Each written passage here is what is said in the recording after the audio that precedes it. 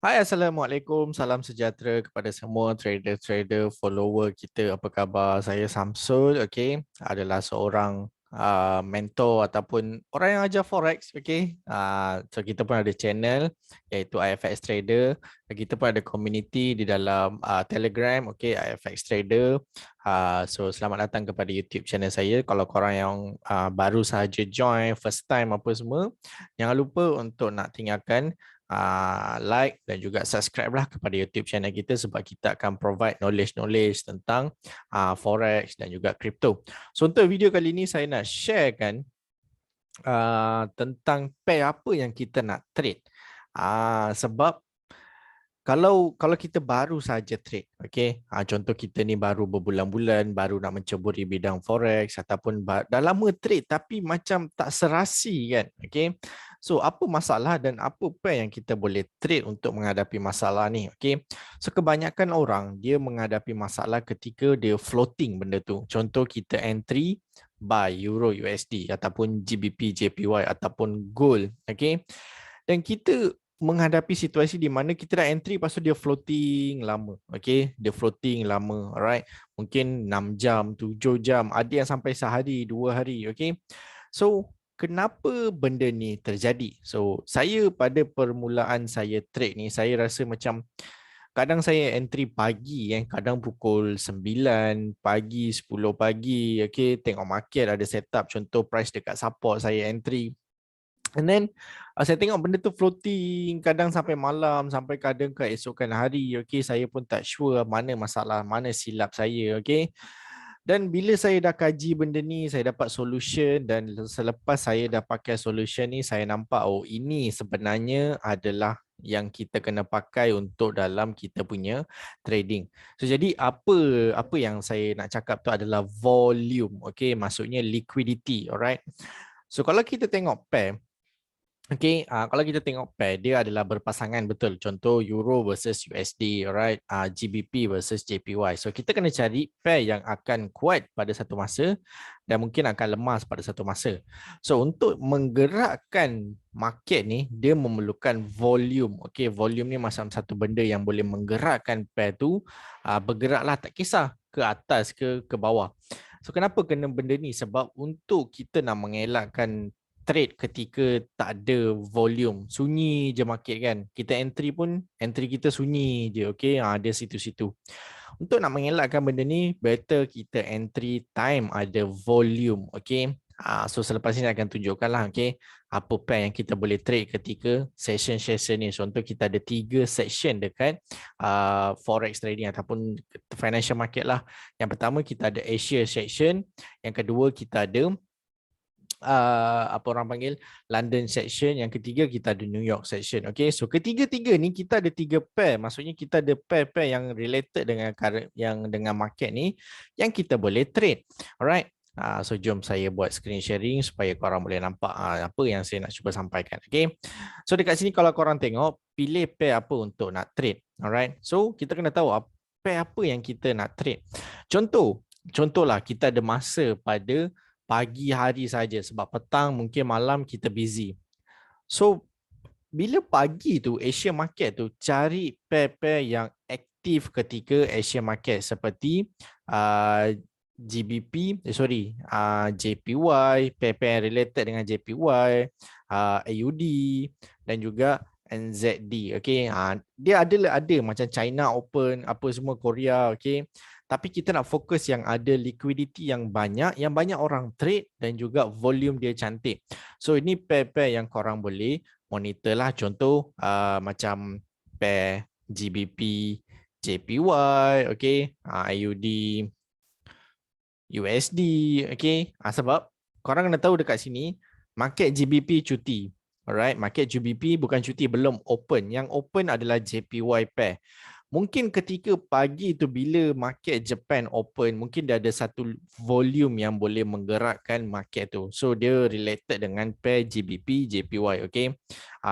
Contoh macam AUD, USD, mungkin pagi tu AUD ada news. So kita mungkin akan dapat volume bila ketika ada news tu ataupun ketika market tu open, kita akan ada volume yang menggerakkan currency tu. Okay. Walaupun US market cuti, USD cuti, bukan cuti, dia belum open. Alright. Tetapi kita dapat kekuatan daripada market AUD untuk kita nak gerakkan. Mungkin kita nampak AUD lemah time tu. So kita sell lah AUD USD. Mungkin time tu AUD strong. So kita buy lah AUD USD. Alright. So korang boleh pilih pair-pair ni. Contoh NZD, USD. Korang boleh je pilih pair macam AUD, JPY. Okay, boleh je sebab AUD market dah open, JPY market dah open. Alright. So kita ada volume yang cantik. So bila korang nak trade pair macam ni, better contoh tengok timing yang korang nak trade. Okay, sebab apa? Sebab korang kena tengok time tu apa pair yang akan laju. Okay, sebab laju ni bukan kita nak cepat ke apa, tapi untuk kita nak dapatkan volume, contoh dalam 30 pips tu kita tak payah tunggu lama, dalam mungkin setengah jam, sejam, kita dah dapat, kita dah close trade tu dan kita dah buat kerja lain. Bila kita terlalu dalam market tu, itu yang mempengaruhi kita untuk buat benda-benda yang lain macam over trade lah, over leverage lah, dia banyak-banyak. Okay, so next adalah Europe market. So kita kena tahu, dalam Europe dan London market, of course GBP dah open, okay, dan juga Euro dah open, alright. So kita boleh cari pair-pair macam Euro USD, okay, Euro USD untuk nak trade, GBP USD, GBP JPY, okay. So Asia market ni biasa dalam 9, 7.5, okay. Ada yang AUD Australia pada pukul 5 pagi, saya rasa jam Malaysia dia dah open, okay. So timing tu korang kena tengok lah. Kalau London market biasa pukul 3 lebih dah start open, okay. So kalau korang tengok pagi tu dah analisis, nak entry tu boleh tunggu masa London market open untuk nak entry pair macam GBP ataupun Euro. Contohnya Euro USD, GBP JPY, okay. Sebab market Japan ni dah close, tapi GBP baru buka, so akan ada volume yang menggerakkan pair-pair GBP ni, okay. Maybe ke upside ataupun ke downside. Yang kita adalah nak entry, so kita kena identify volume tu nak ke mana, adakah menaik ataupun menurun, dan kita boleh catch entry dekat situ. Mungkin tak payah tunggu lama, dalam sekitar 30 ke 40 pips, okay, boleh dapat. So lagi satu last market yang ataupun last section adalah New York. So New York ni biasa USD, CAD, okay. So dekat sini London ni Swiss dah open, okay. Ni USD, CAD.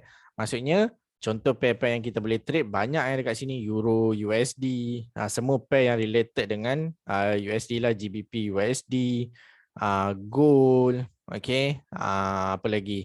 AUD, USD, USD CAD, USD JPY, okay. So ni pair-pair yang kita related dengan USD. Dan kalau kita tengok CAD pula, CAD, Swiss, okay, CAD, JPY, okay. So bila korang nak trade pair-pair dolar, so nasihat saya better entry pada ketika waktu malam lah, sebab volume lagi banyak, lagi cantik pada malam, okay. Tapi petang tu kalau korang tengok Europe market dah open, nak entry, boleh je, tak ada masalah, okay. Yang penting korang dapatkan timing tu, tengok market ni open pukul berapa, so kita akan entry time tu untuk bila ada volume kan, korang kena faham bila ada volume, okay. Sekejap saya lukis. Okay, so dia lebih kurang macam ni. So bila kita tengok price dekat support, okay, dan harga dekat sini dia berkeliaran dekat sini kan, dia takkan menggerak secara tiba-tiba kecuali ada volume. Okay, volume ni yang minyak yang menekan untuk nak gerakkan pair tu. Contoh kita tengok ni pair ni adalah Euro USD, price kat support, okay. Dan kita nampak Europe market open, Euro strong, okay. Dan kita nampak satu bullish candle dan diikuti dengan candle second candle bullish, lepas tu dia dah start menaik, okay.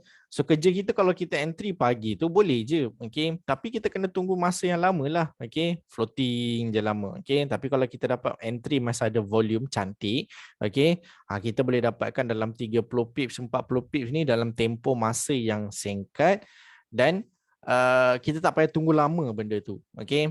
Ni gambaran dia, okay. Lagi satu pair yang kita boleh trade ketika Europe market adalah GJ. GJ ni sedap sikit, okay. GJ, GU, alright. So benda ni dia kadang mungkin time London market pun volume boleh slow. Tu depends pada environment market tu.